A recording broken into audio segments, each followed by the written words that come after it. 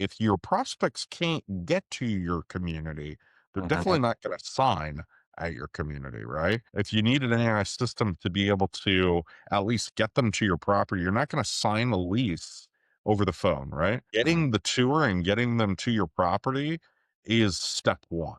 Whether it be a video tour or you're doing a FaceTime tour, the aspect of being able to book the tour and then convert it from that point forward is key to the overall life cycle of the resident.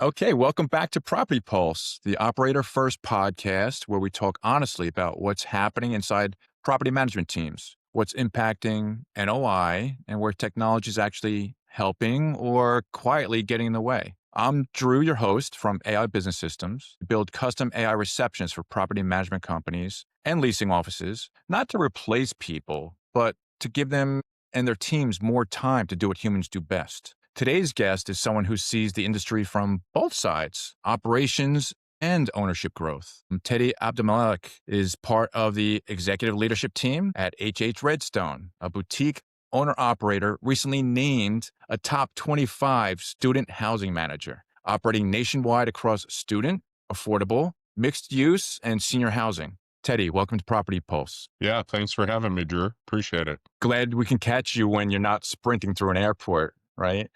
Well, tis the season to slow down, right? Yeah. Before we jump into operations, I want to set the stage for listeners. You've been on site, you worked operations, and now you're sitting in business development and executive leadership. That's a rare vantage point. How has your perspective on property management changed as you've moved up the stack? When you're on site and you're in the trenches, you're just trying to you're a firefighter.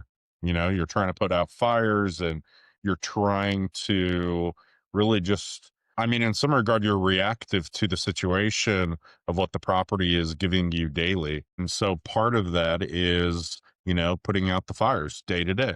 But as you grow in your professional management career, you start being a little bit more, intuitive and less reactionary, right? So you're looking at the overall the overall concept of the property management life cycle, and you're trying to be really engaged with what is going to happen next. And so less reactive and more, what's the word? It's like you're just being able to anticipate, and really really work to fine tune the overall machine. Got it. Got it. On this podcast, we like to anchor most of our conversations around three areas that quietly impact NOI more than people realize. And that's tenant support and maintenance, leasing and prospect management, and property tours and scheduling. I want to walk through each of these with you, not hypothetically, but based on what you actually see day to day. Fair enough? Yeah, sure. Okay. Absolutely. You said something earlier that really stuck with me, that resident experience has to be more than just managing a building. What tends to break down first when tenant support starts to slip? You're not able to react quickly. It creates already a misconceived notion that there's trust and ability on your side. So that's kind of what breaks down first, right? And it's sometimes as simple as, hey, I have a running toilet, right? Hey, can you come and just take a look at it? And if you fail to be able to handle the small ticket issues, it creates this preconceived notion, like I said, that like, how are you supposed to take care of the bigger issues if you're not able to take care of the small, mundane issues, right? And so a small issue like that, a running toilet, right, doesn't necessarily seem big on the front end. But if you were to leave it and it were to exacerbate itself, it could turn into a big issue and turn into a big financial issue, whether it be for the property or for the resident itself. So, Yeah. all issues start as small problems, right? Yeah. Whether it be a balcony that's not, structurally sound starts as a small issue and then it falls eventually, right?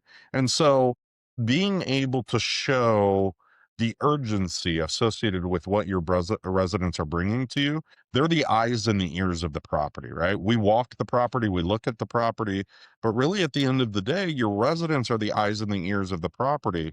And if you're not able to allocate time to your residents to understanding what their concerns are, you could really be ending up putting yourself in a really big bind, both liability and financially. Yeah. And that was a great point that your tenants are actually the eyes and ears of your property, right? They see everything and point out everything. So Absolutely.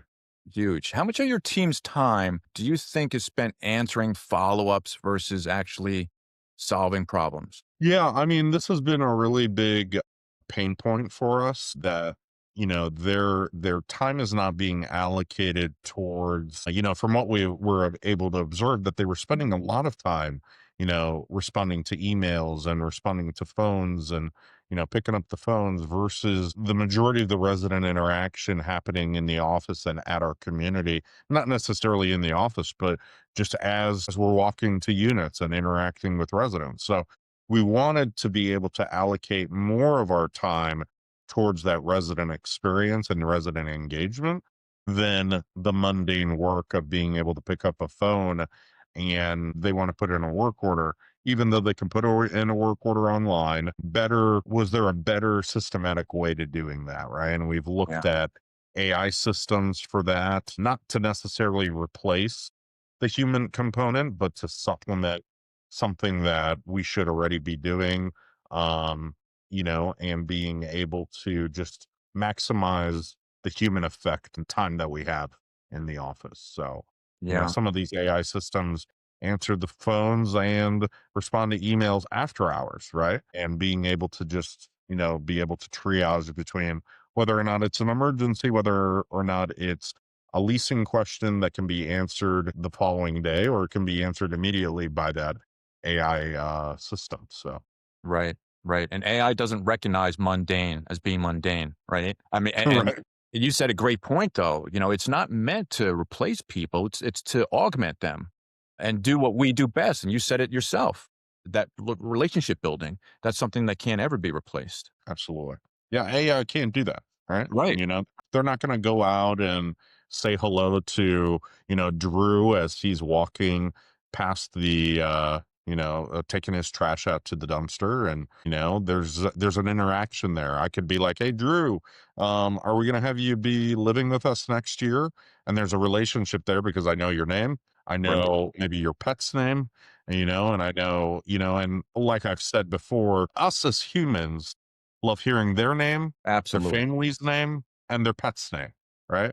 And if I'm able to create that relationship with you as a tenant, then, I'm more likely able to gain your trust. I'm more likely to get sympathy from you when an issue occurs. yeah, I get professional courtesy, not even that. You know that I'm taking care of you, even yeah, though an issue has occurred. And I'll share an example. I had a great relationship with a group of guys. They were in a 4-bedroom apartment, and the resident next door had actually left their window open over winter break accidentally, and it froze the fire pipes, froze the fire sprinkler pipes. And okay, so, needless to say, those pipes froze and busted, and water began to intrude into their unit, right? And this is in Oregon of all places. And so they were home actually during all of winter break. They didn't go home. They had a variety of different things going on and jobs and what have you. And I happened not to be at home that winter either. I stayed up in Oregon, and just the ability to know that I was there and taking the lead on their issue kind of put them at ease, right? yeah, It's like, Teddy's here, he's handling it, he knows what to do. And then, consistent follow-up and communication through that crisis or through that management piece was key. Me asking them, what do you need? What can I help out with? Do you guys have a place to stay tonight? Or do I need to put you up in a hotel? Right. It wasn't even a question of whether or not do I have to, whether or not I should. It's like, what do you need? Do you need a place or don't you? Do you have a friend you can stay with?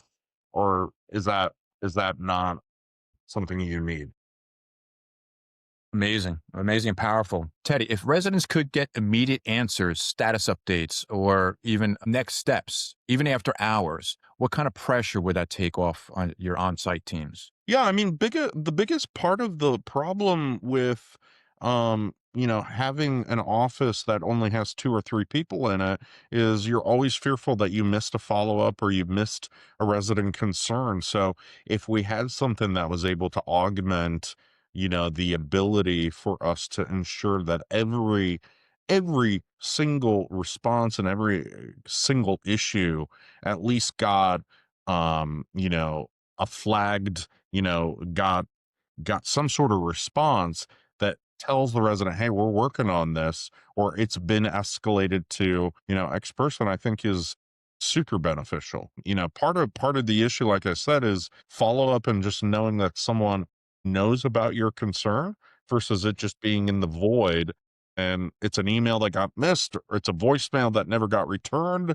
It's that's always the anxiety associated with our residents, right? It's like, Yeah. I emailed you that my toilet was running and Right. I didn't hear back and I left for vacation and a month later you got a leak and or a huge financial water bill, right? Yeah. Yeah. And so that's what brings anxiety to property management companies, that something gets missed, but then also we want the resident to know that we're on top of our game because like I stated before, it creates this preconceived notion that if you can't handle the small issues, when I have a big issue, how are Yeah. you going to handle it? And that goes for the parents and the tenants and what have you. I mean, if I was looking for a place for my daughter and I saw trash throughout the community and I saw just low level issues, it doesn't create a lot of confidence, Yeah. right? That's the word. Doesn't build a lot of confidence in their ability to take care of my daughter and be able to run the property if they can't handle the basic fundamentals of what property management should be like, right? Yeah. And so, the students and the parents of today are very well traveled. And that expectation has started here back in the day, and it's elevated And throughout. And I know when I walk a property or I tour a property that's not ours and I'm walking in, I'm very critical of the fact that, why is that leasing professional wearing PJs or not dressed in a manner that's consistent with the product that you're selling, right? And I've always scratched my head at that, right? It's yeah. like Yeah. if you're a quarterback on a football team, you have a uniform, you have a way that you look, and people know you're the quarterback, right? You even have the in some sports it's the C for captain. They know you're the head of your team, right? And if I can't identify the person that's trying to take care of another human being as the leader of that community, I think that that's a problem. That's an inert problem in of itself, right? And I think that that's like elementary fundamentals of real estate that go um, unspoken about sometimes, Yeah. right? And then when you speak about technology and maybe improvements like what we're speaking about, if they're discussed internally, who usually needs to be part of that conversation early for it to actually stick? Definitely operations and our technology arm of our business. There have both investment on both sides. They need to see that, operations needs to see the value of it. Plus, technology needs to be able to, the technology arm, IT side of the business needs to be able to work through any, for unforeseen problems as well. When we lose internet, right? What happens? Do we need to do anything special to our AI systems or where's that data go in the meantime? Is it, it's like, have you ever heard like when property management companies transition properties and they switch property management softwares and there's this migration period and it's like this dark era or dark period in which no one knows what to do. It's like, well, we don't have a property management software because they're transitioning systems.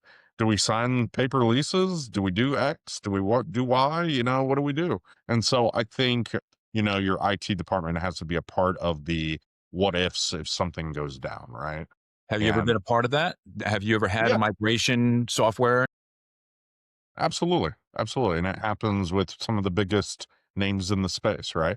So you have to have backstops that prevent continued issues. So if your internet was to go down and no one was able to, put in a maintenance request, right? What are the systematic steps in order for you to communicate with your residents, right? Yeah, What are those steps and what happens, right?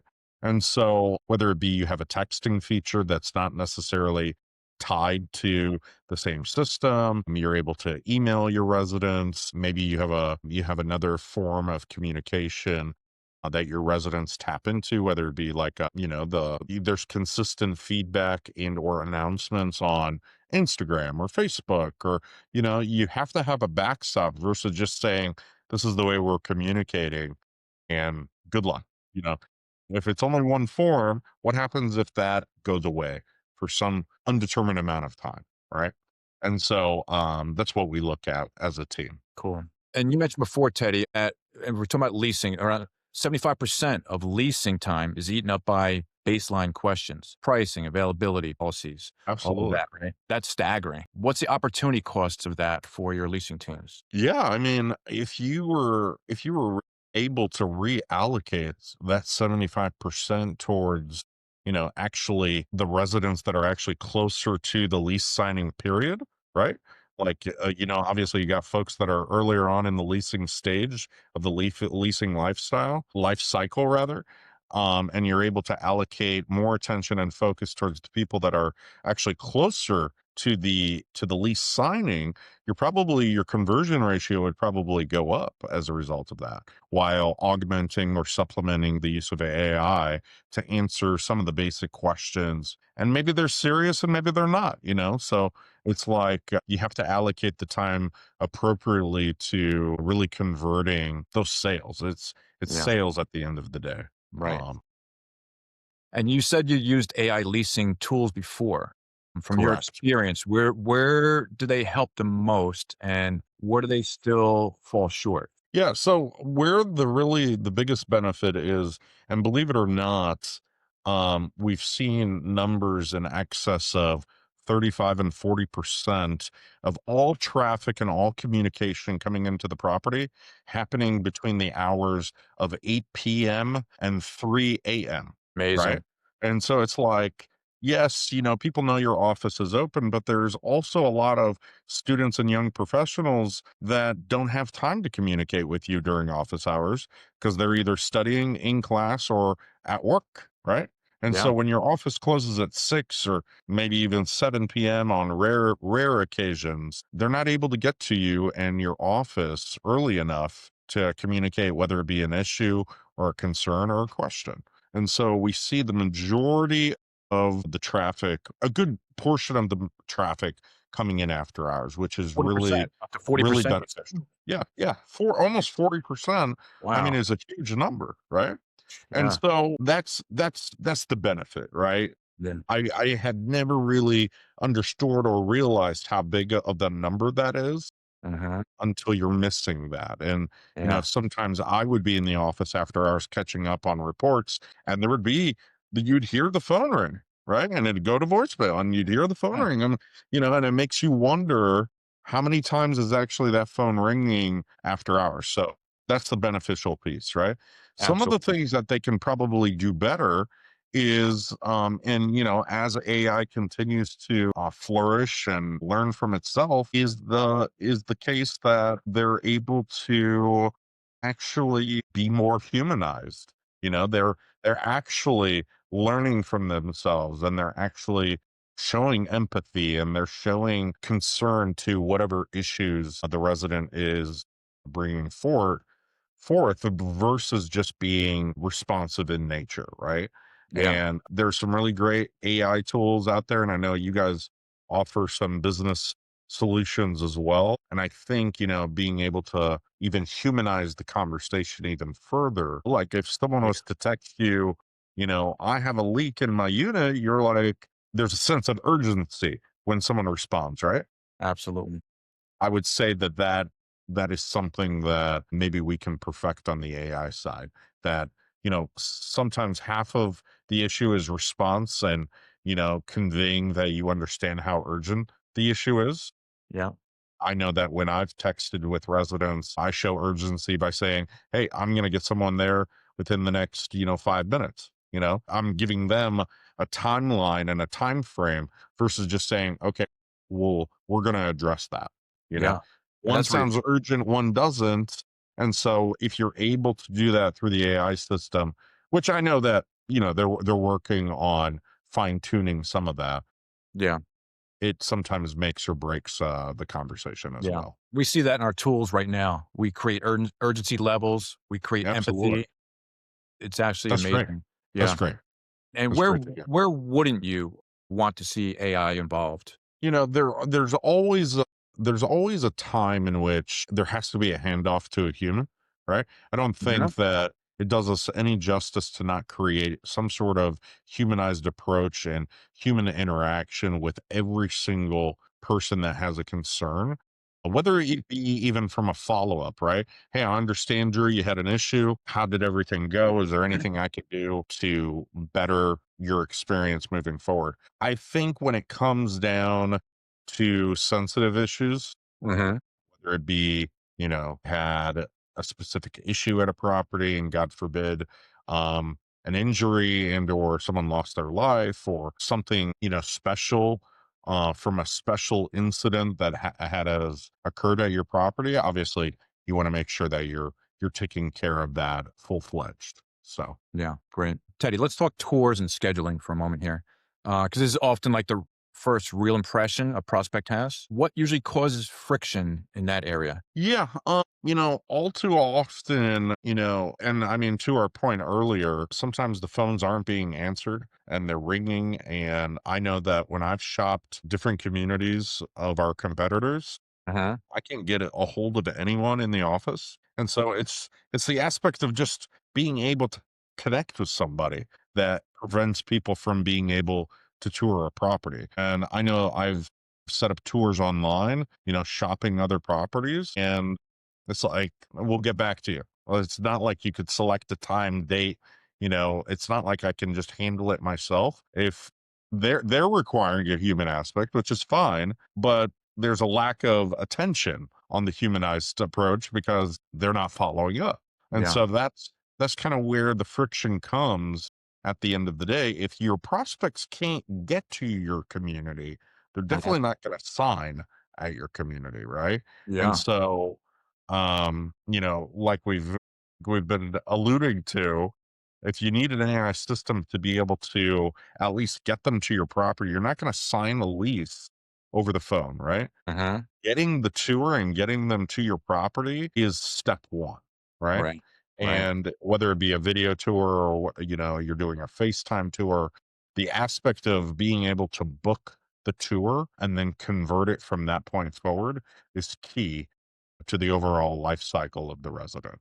Yeah. How many leases do you think the industry loses, not because of pricing, but because of timing? Um, I would say, um, for an average size community, Yeah. I would say they lose anywhere between maybe 20 and 25%, um, because there's not systems in place. And I've seen that firsthand because of some of the struggles associated with, you know, getting to the property and even knowing whether or not I can tour or not, right? Just the aspect of being able to set up that tour, or maybe the leasing process is so cumbersome that it prevents me from wanting to continue forward, right? Yeah. Yeah. Very much so. Like if you're purchasing a product online, right? And you click and it doesn't do anything, and you're like, what's going on here? You hit the checkout button, it goes there. Maybe you can't enter the field for your credit card information. And it's like it's all over the place. It's like it creates frustration within the leasing life cycle that Yeah. you're like, screw it.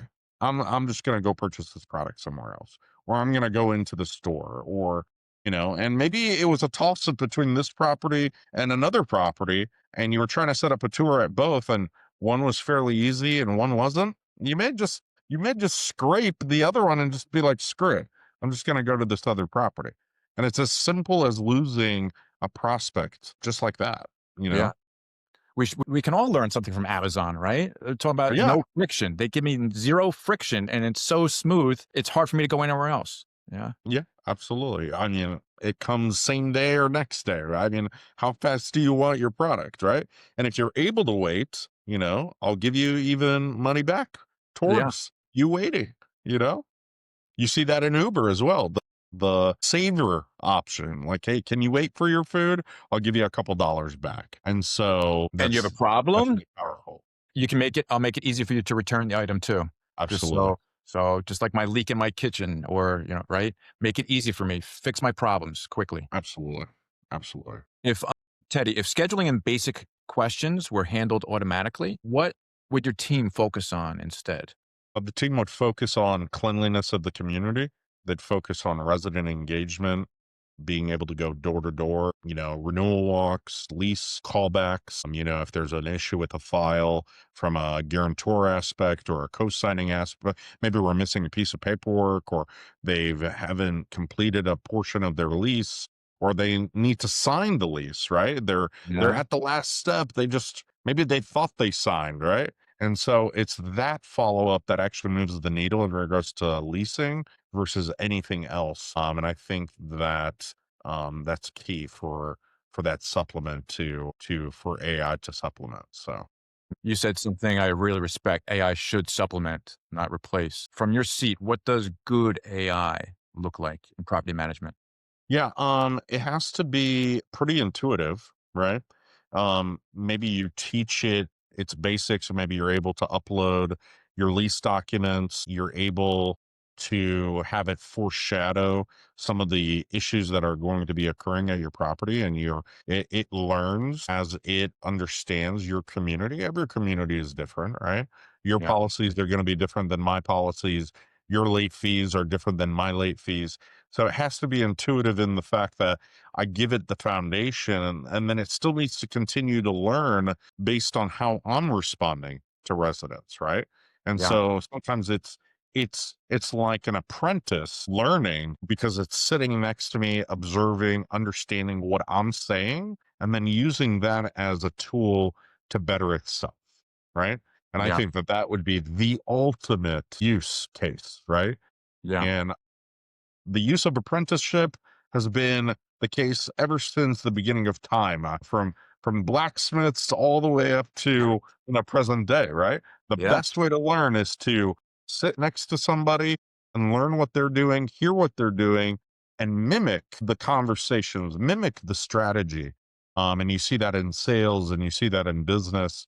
And so that is what AI does these days. I think that's really beneficial. It sits back and learns on Yeah. how we approach an issue. And then it tries to mimic that conversation and uses that knowledge to better enhance its conversations and dialogue with our prospects. All right. Quick palate cleanser. You've been traveling nonstop. What's the one thing about property management that people outside the industry never really understand?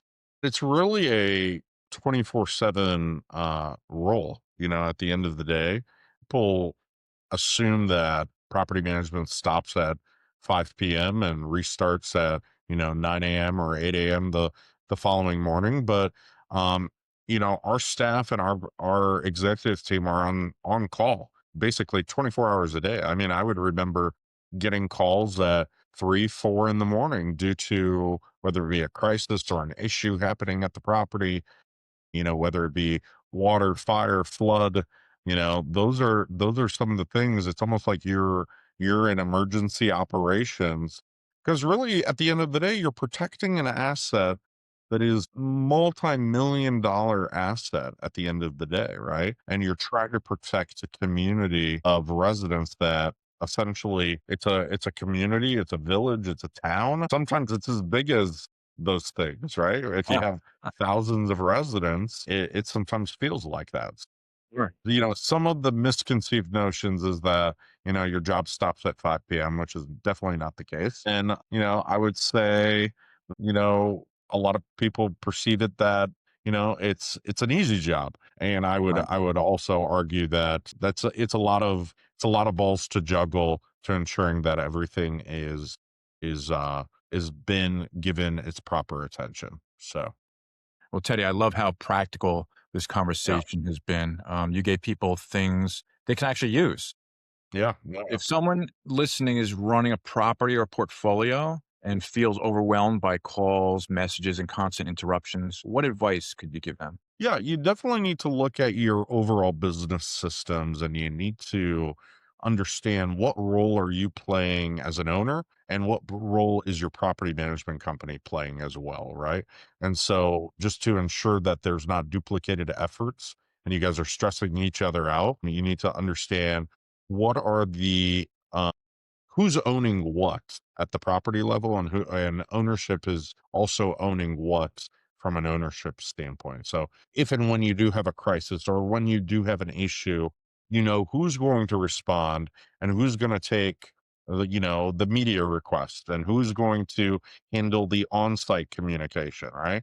And sometimes there's property management companies that will do that, but some of them leave that to the ownership as well. So we also consult on the property management side. So if there is a need for, our listeners to have someone, a third party come in and kind of assess what's going on at an operational level, that's definitely something our group can assist with. Cool.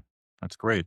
That's such a strong place to end. We want to thank you, Teddy, for your time, your Absolutely. insight, and for sharing how Redstone thinks about the resident experience and operations. I appreciate it. Thanks, Drew. Yes. And to everyone listening, if this episode resonated, share it with someone on your team who feels stretched thin. And if you're curious about how AI can quietly support your team, not replace them, the conversation always starts with listening. So this is Property Pulse. Thanks for tuning in. Take care. Thank you.